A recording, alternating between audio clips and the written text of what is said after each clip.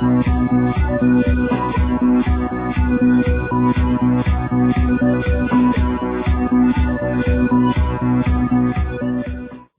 a recordar que Mañana en Casa TV está en las redes sociales, así de fácil en un solo clic. Mañana en Casa TV en Facebook, en YouTube Mañana en Casa TV, en Twitter puedes seguirnos en @deforcadey, y en este justo momento en más de 20 portales internacionales. Mañana en Casa TV en las redes sociales.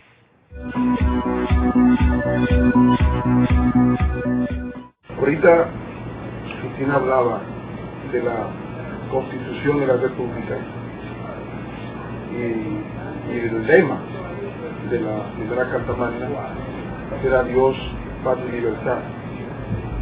Y cuando hablaba, yo pensaba justamente en cuáles habrían sido las motivaciones de nuestros patricios para enarbolar ese lema, un lema muy cultural, muy atado a la cultura. Cuando Duarte se reúne con los trinitarios en 1838 en la casa de Doña Chepita y lanza el juramento bajo la vocación de la Virgen del Carmen y habla de la bandera como debe ser la bandera, pues uno rápidamente se daba cuenta de un fenómeno que todavía pervive hoy, ¿no? Porque en el momento en que Duarte hace eso, era muy difícil que alguien consiguiera la independencia de Haití. Por tres factores. Tenía Haití casi 1 millón de habitantes, 1844. Es decir, 4 veces más que nosotros, tenemos 200.000 habitantes. O sea, un simple desplazamiento de poblaciones que no se dio porque el sistema haitiano era un sistema subsidiario de la esclavitud, o sea, que estaban obligados a trabajar, porque los negros restablecieron la esclavitud de los negros, o sea, que hay que decirla, y hay que subrayarla para que se crea que ellos tienen el monopolio de la compasión, como quieren alguna gente hacer creer que no lo tienen, y nunca tampoco lo han tenido, y además porque en ese momento, pues, éramos un país muy inerme, porque cuando Guayer llegó a Santo Domingo, empezó aplicando la Constitución haitiana. Esa Constitución haitiana, que se contrapone a la dominicana, ¿no?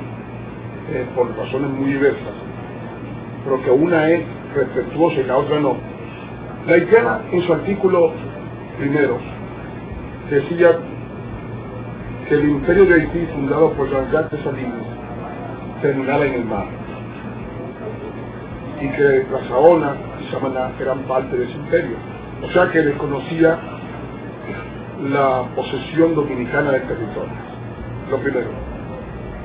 Lo segundo, planteaba algo que los dominicanos conocen muy poco, pero que en Haití es el meollo de toda su cultura, que era el exclusivismo racial de los negros sobre el territorio. Es decir, el artículo 18 de esa Constitución planteaba que nadie que fuera blanco podía poseer tierra, nada.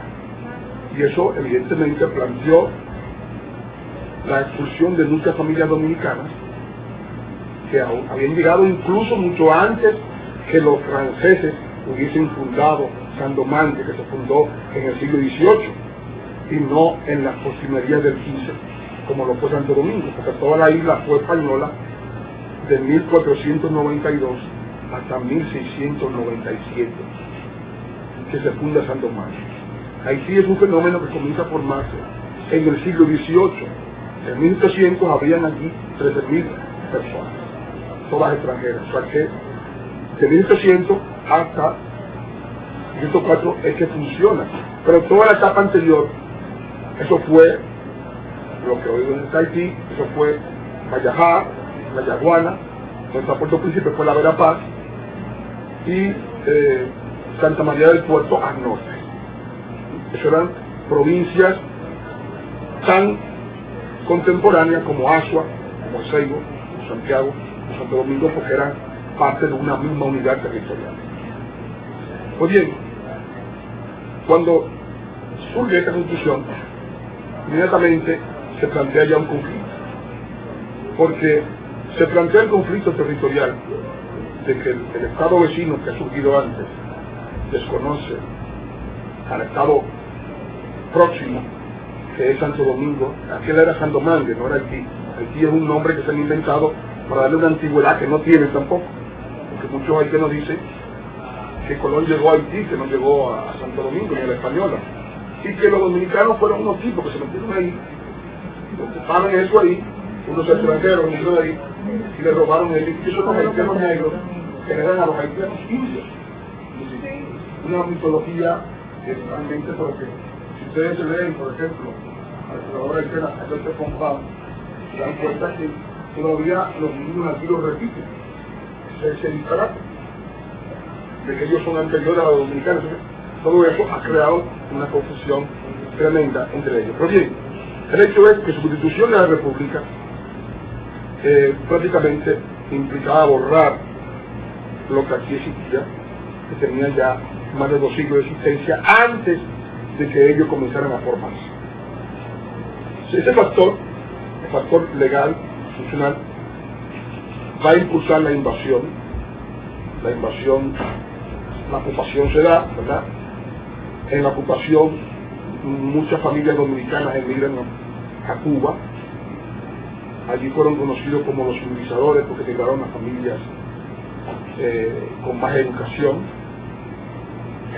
Llegaron igualmente a Puerto Rico, a Venezuela, y muchas de ellas luego volvieron, pero cuando volvían, y es interesante y es un tema que habrá que analizar porque no se ha ocupado el Estado Dominicano de analizarlo. Yo he visto en Nueva York la cantidad de juicios de personas dominicanas que volvían a recuperar su país y eran desconocidos y expulsados como extranjeros, es decir, porque no eran negros.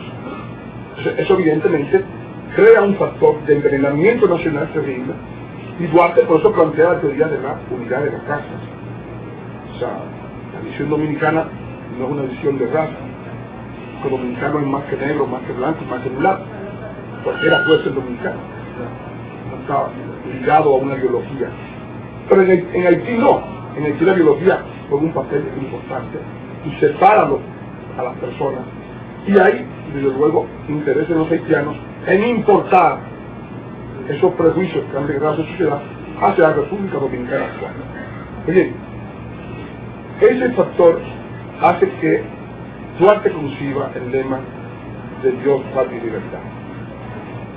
Dios, ¿por qué Dios? El ocupante lo ocupó por 22 años, convirtió la catedral en un almacén de víveres, ¿no? Las iglesias por igual. Quitó todos los símbolos nacionales, suprimió todas las fiestas religiosas, todas, fueron suprimidas y prohibidas. Prohibió la lengua española por 2 circulares, la del 22 y la del 34, dictadas por Boyer, implantando el francés como lengua oficial de todos los actos públicos. Incluso llegó a ser tanto esa visión que el francés siguió siendo la lengua del derecho hasta ayer, porque era la lengua impuesta por el dominador haitiano. Y evidentemente cuando Duarte mete a Dios lo hace como una oposición cultural, porque la religión de ese pueblo no es la ancestral, no es la católica.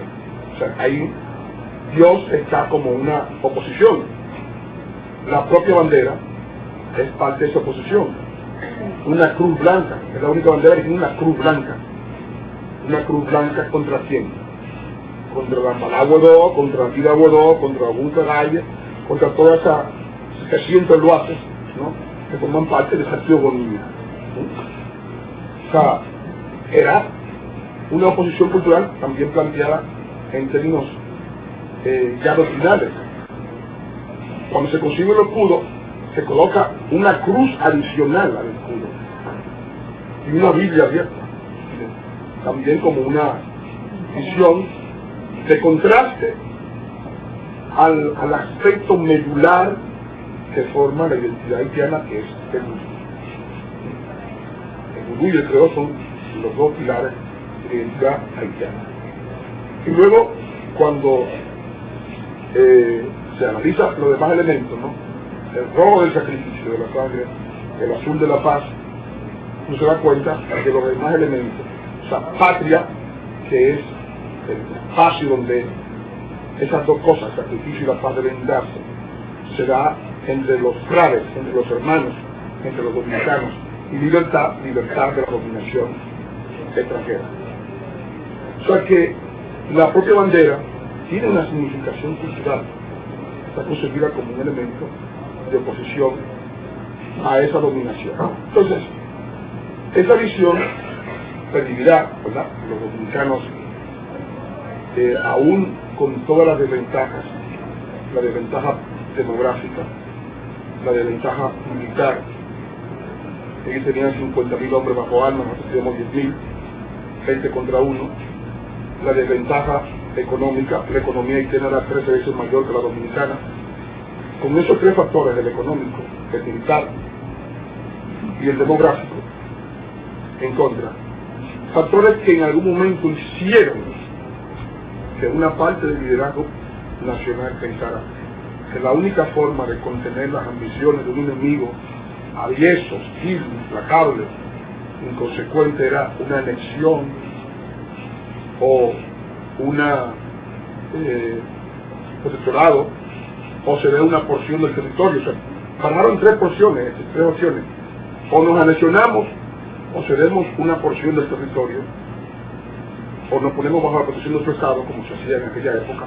Marruecos fue protectorado durante mucho tiempo, para evitar, porque no podremos vencer a esta gente. Fueron 12 años de guerra, desde el 44, desde el combate de la Fuente de Rodeo hasta Sabana Larga.